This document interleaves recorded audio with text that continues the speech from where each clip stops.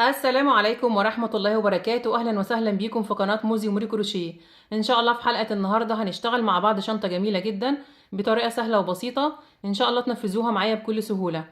أتمنى ربنا يوفقني والفيديو النهاردة يعجبكم وتستفادوا منه. لو عجبكم الفيديو اعملوا له لايك وشير واكتبوا لي في التعليقات رأيكم إيه في الشنطة وبتشاهدوني من أي بلد. ولو لسه أول مرة بتشوفوني وحابين تتابعوني يسعدني اشتراككم في القناة، فاشتركوا وفعلوا الجرس على الكل عشان يوصلكوا إشعار بأي فيديو جديد أنا بعمله. ويلا بينا على طول نروح على الشرح ونشوف هنشتغل ازاي.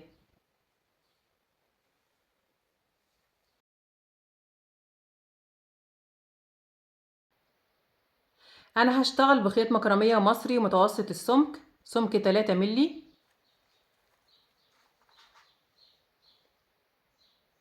وابرة رقم 5 مليمتر.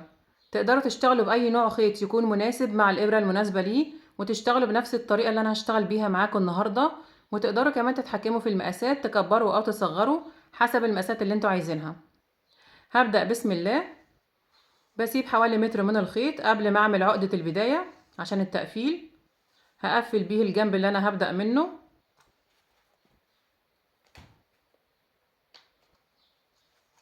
بعد ما سبت متر من الخيط بعمل عقدة البداية، وهشتغل 38 سلسلة وهنشوف مقاسهم كام سنتي.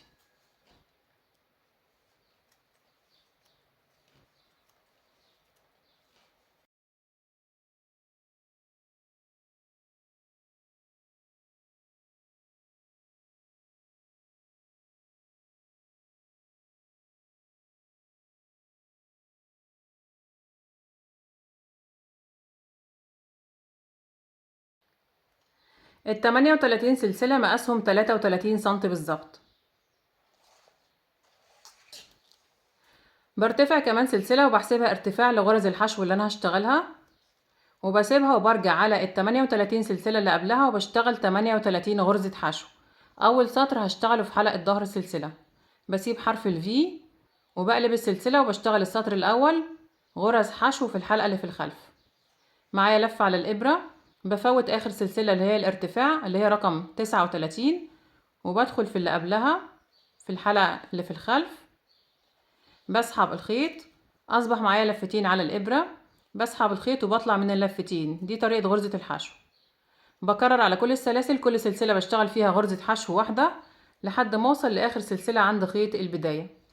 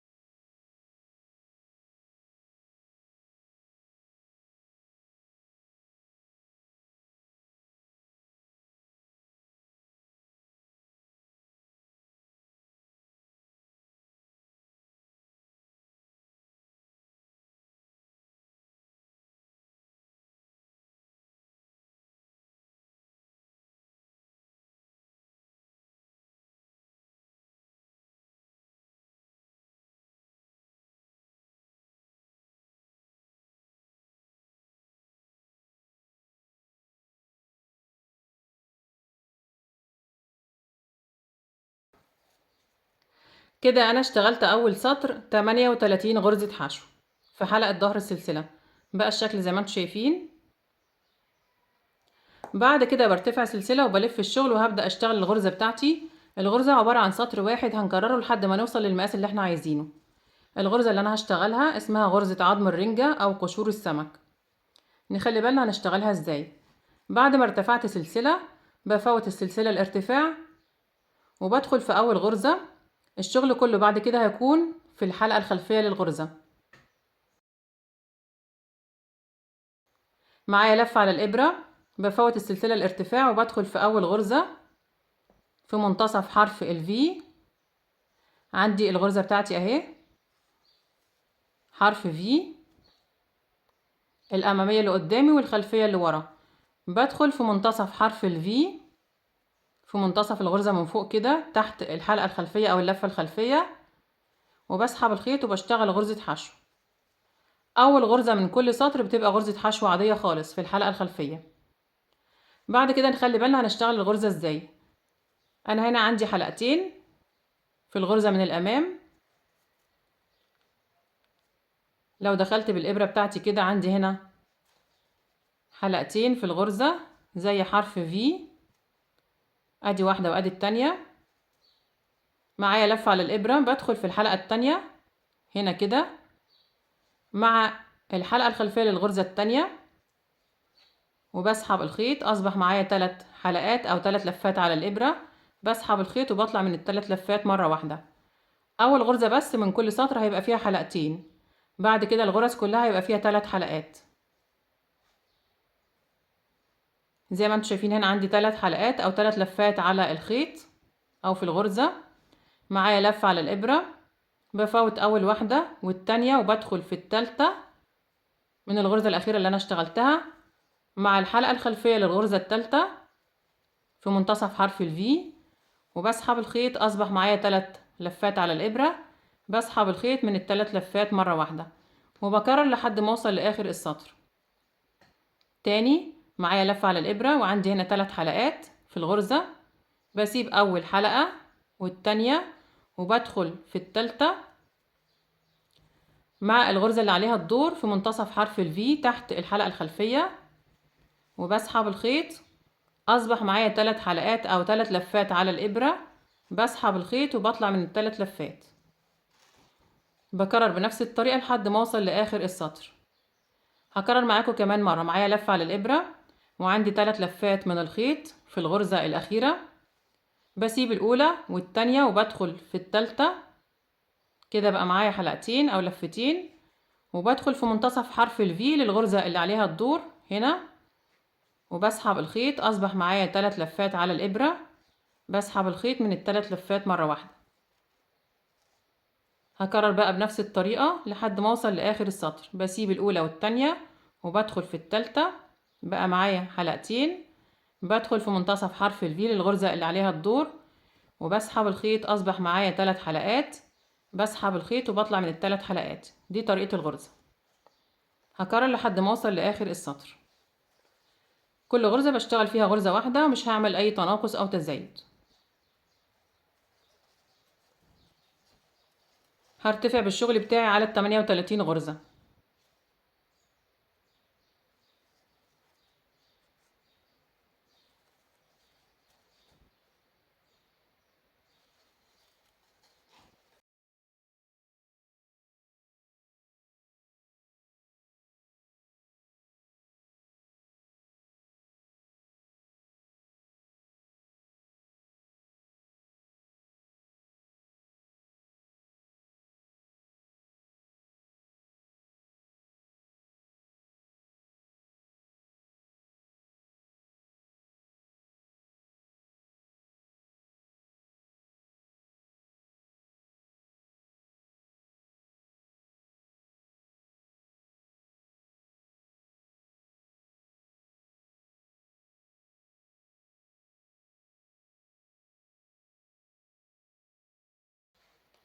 وصلت آخر غرزة في السطر التاني، بشتغلها بنفس الطريقة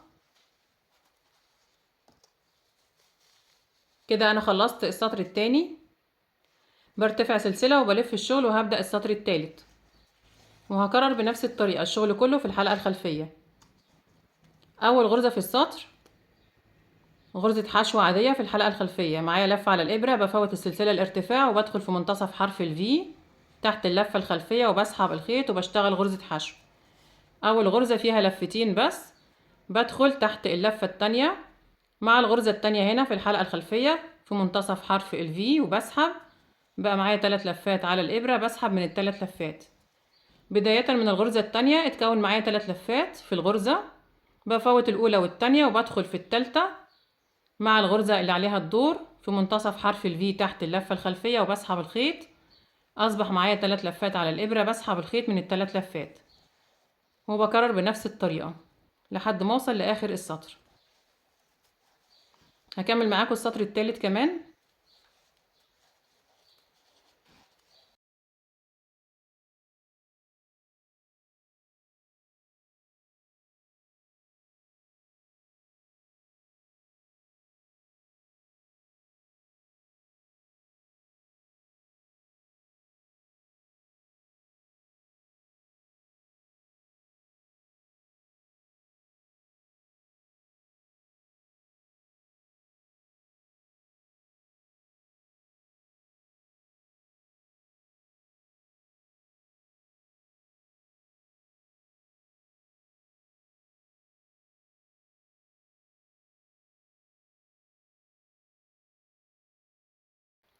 وصلت اخر غرزة في السطر الثالث.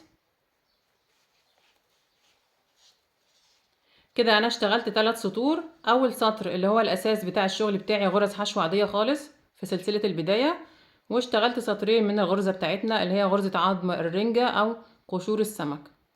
طريقتها سهلة جدا وبسيطة زي ما شفنا مع بعض، ان شاء الله تنفذوها بكل سهولة. بكرر بقى بنفس الطريقة، برتفع سلسلة وبلف الشغل وهبدأ السطر الرابع.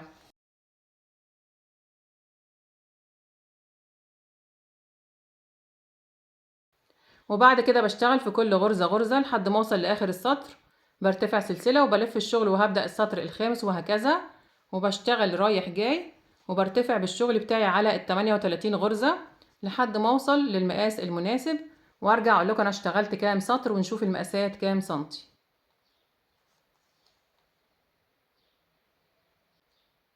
انا كده ارتفعت 21 سطر على ال 38 سلسلة اللي انا بدأت بيهم لحد ما وصلت لمقاس 24 سنتي. بقى الشكل زي ما انتم شايفين، الغرزة شكلها جميل جدا. ال 21 سطر عبارة عن اول سطر غرز حشو عادية خالص في سلسلة البداية، وبعد كده 20 سطر من غرزة عظم الرنجة. هنشوف المقاسات مع بعض. مقاس العرض 24 سنتي، ومقاس الطول زي ما شفنا في البداية 33 سنتي بالظبط. بعد كده هشتغل اخر سطر، هشتغل غرز حشو عادية خالص في الحلقة الخلفية، برتفع سلسلة وبلف الشغل وبشتغل غرز حشو في الحلقة الخلفية عشان يبقى اخر سطر عندي زي اول سطر انا بدأت بيه.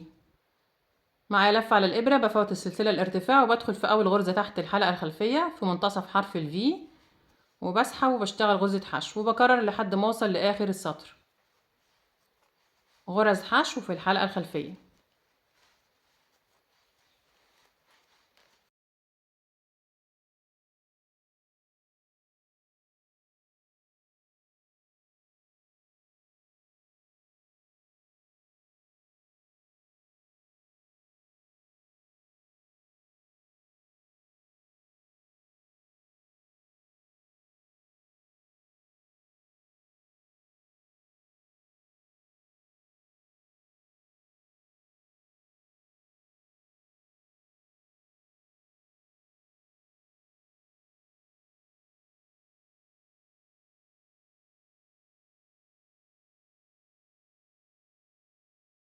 خلاص كده وصلت اخر غرزة في السطر الاخير اللي هو السطر رقم 22.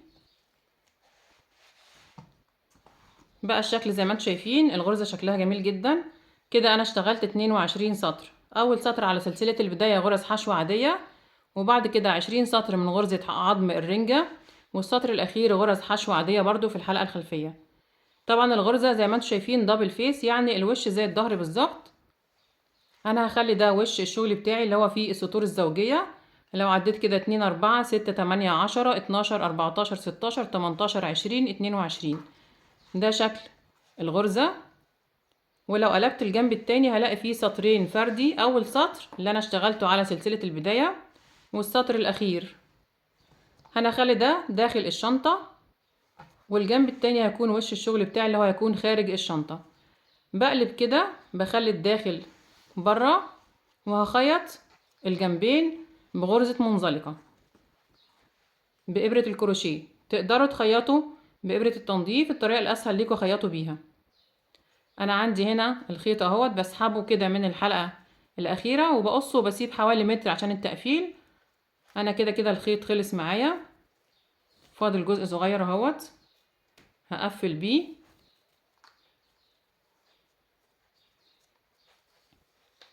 وبضم الجنبين على بعض وبسحب الخيط من كل غرزتين مع بعض من تحت الحلقتين، يعني من تحت حرف الفي.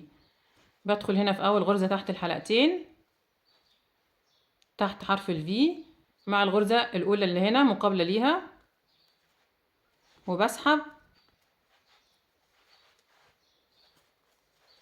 وبكرر كل غرزتين قصاد بعض تحت الحلقتين، يعني تحت حرف الفي هنا في الجنب ده، وتحت حرف الفي في الجنب التاني،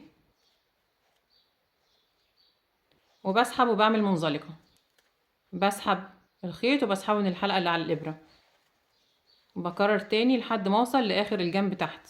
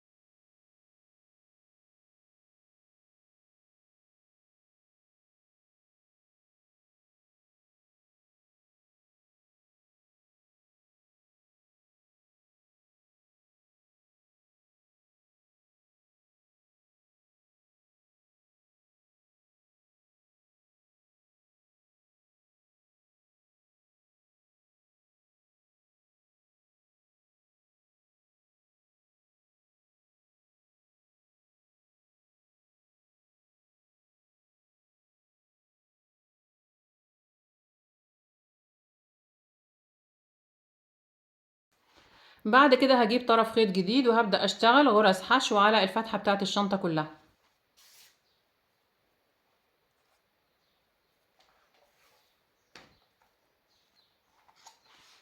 هبدأ من هنا كده من الجنب ده، بسحب الخيط من المنتصف من هنا،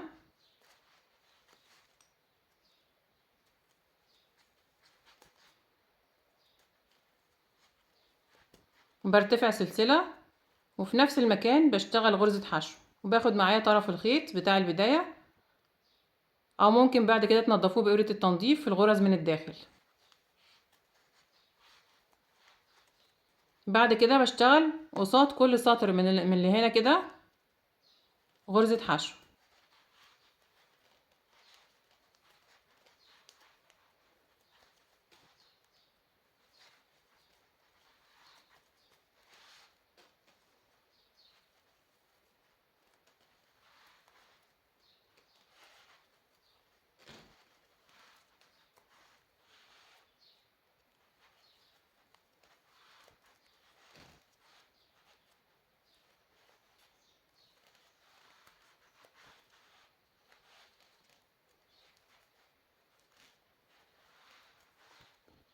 هيبقى الشكل كده. هكمل بنفس الطريقة داير ما يدور على الفتحة بتاعت الشنطة كلها لحد ما اوصل عند نقطة البداية. وصلت اخر السطر عند نقطة البداية، اشتغلت 44 غرزة حشو على الفتحة بتاعت الشنطة، 22 غرزة في الجنب الامامي و22 غرزة في الجنب الخلفي. بقى الشكل زي ما انتم شايفين. هشتغل السطر التاني على نفس العدد، كل غرزة بشتغل فيها غرزة واحدة تحت الحلقتين، وبشتغل بشكل حلزوني داير ما يدور من غير ما اقفل بمنزلقة. كده انا اشتغلت اخر غرزة هنا، بدخل في الغرزة الاولى اللي انا بدأت بيها تحت الحلقتين، وبشتغل غرزة حشو، وبكمل كل غرزة بشتغل فيها غرزة لحد ما اوصل لاخر السطر التاني.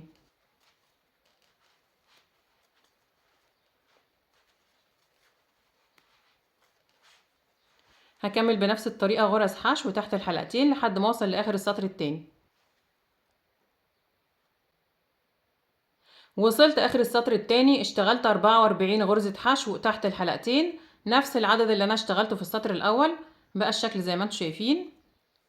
هبدأ السطر التالت مباشرة من غير ما اقفل بمنزلقة، وهشتغل في بداية السطر 7 غرز حشو تحت الحلقتين برضو.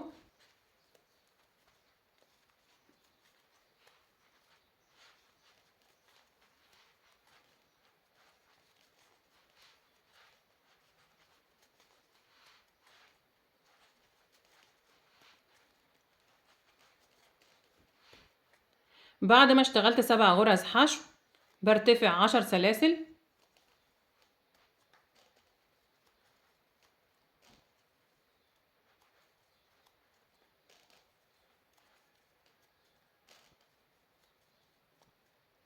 وبفوت تحت 8 غرز.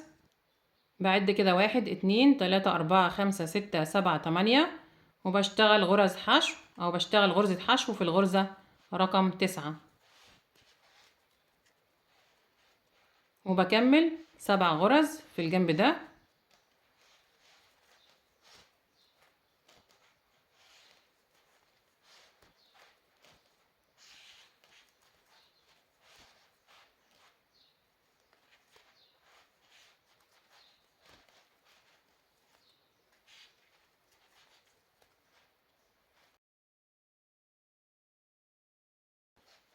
يبقى انا كده اشتغلت في السطر الثالث في بداية السطر 7 غرز حشو، وارتفعت 10 سلاسل، وفوتت تحت 8 غرز، واشتغلت في نهاية الجنب ده 7 غرز حشو.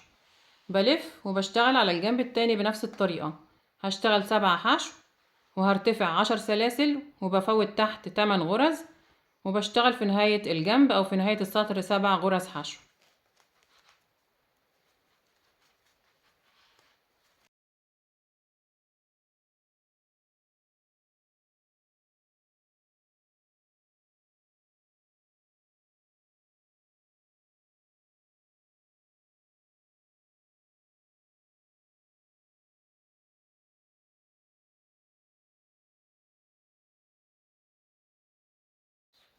هيبقى الشكل كده.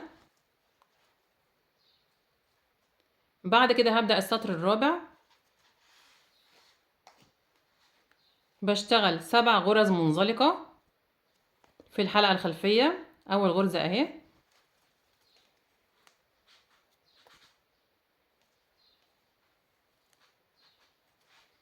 1 2 3 4 5 6 7. وبعد كده هشتغل على ال10 سلاسل 18 غرزة حشو أو 20 غرزة. هشتغل معاكم ونشوف هنشتغل كام غرزة.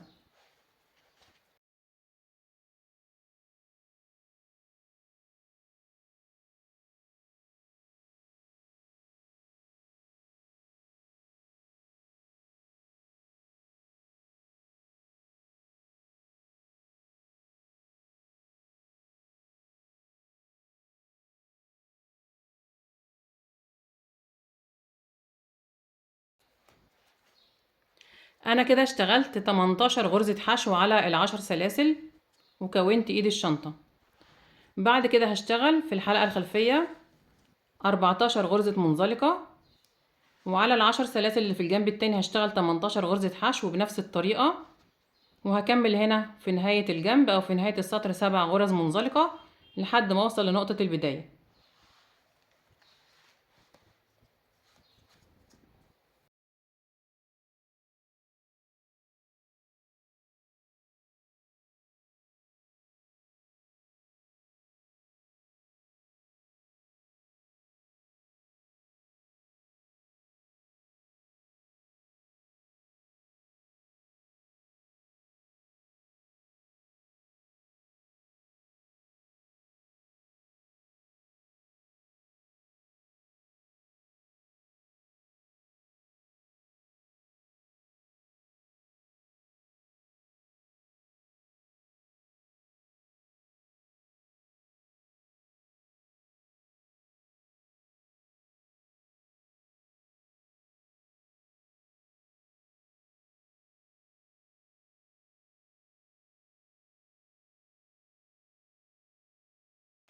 خلاص كده أنا وصلت آخر السطر.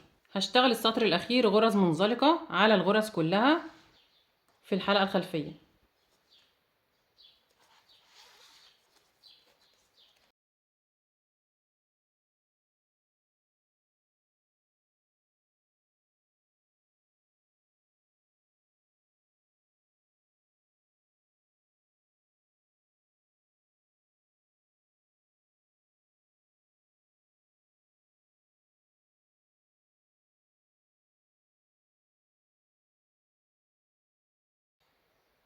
خلاص كده وصلت اخر غرزة منزلقة، هقص الخيط وهنضف الخيط الزيادة.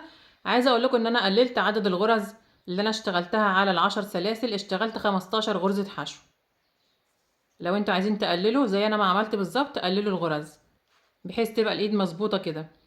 وعايزة اقول لكم ملحوظة كمان، انا حاسة ان ارتفاع الشنطة طويل شوية او الشنطة مرتفعة شوية، فلو انتوا قللتوا عدد سلاسل البداية هيكون شكلها احلى.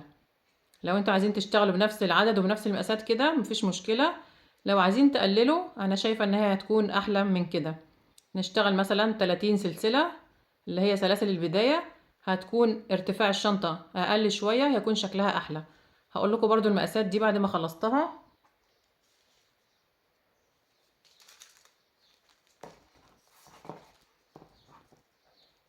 الارتفاع من الجنب ده كده 21 سنتي، ومن المنتصف 18 سنتي. يعني انتوا لو قللتوا عدد سلاسل البداية اعتقد ان الشكل هيكون احلى بكتير.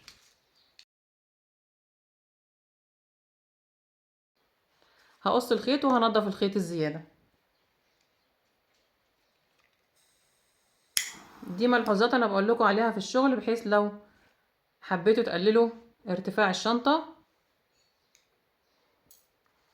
بعد ما قصيت الخيط بسحبه من اخر غرزة من منتصف حرف ال V بتاع المنزلقة الأخيرة، وبلضمه في إبرة التنظيف وبنضفه تحت الغرز.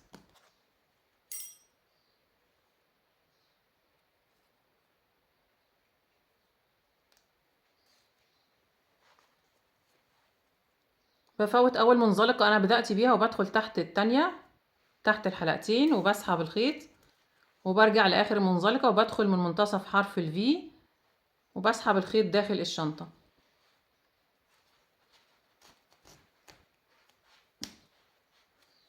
كده انا وصلت الغرز ببعضها وقفلت الشغل بتاعي كأني مفيش قفلات خالص. هنضف الجزء الزيادة ده تحت الغرز داخل الشنطة من جوه.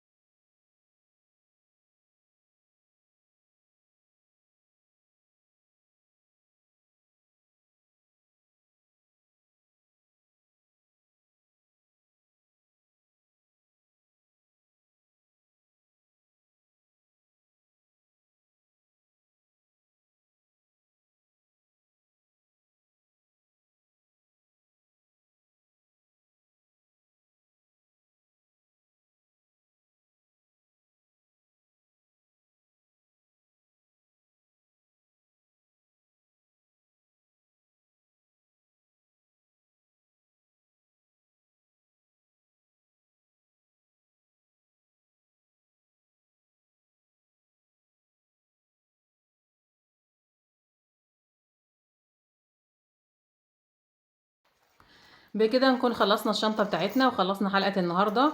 اتمنى يا رب يكون الفيديو عجبكم تكونوا استفدتوا منه. لو عجبكم الفيديو اعملوا له لايك وشير، واكتبوا لي في التعليقات رأيكم ايه في الشنطة وبتشاهدوني من اي بلد. ولو لسه ما اشتركتوش في القناة اشتركوا وفعلوا الجرس على الكل عشان يوصلكوا اشعار باي فيديو جديد انا بعمله. وان شاء الله نتقابل في فيديو جديد، وشكرا لكم والسلام عليكم ورحمة الله وبركاته.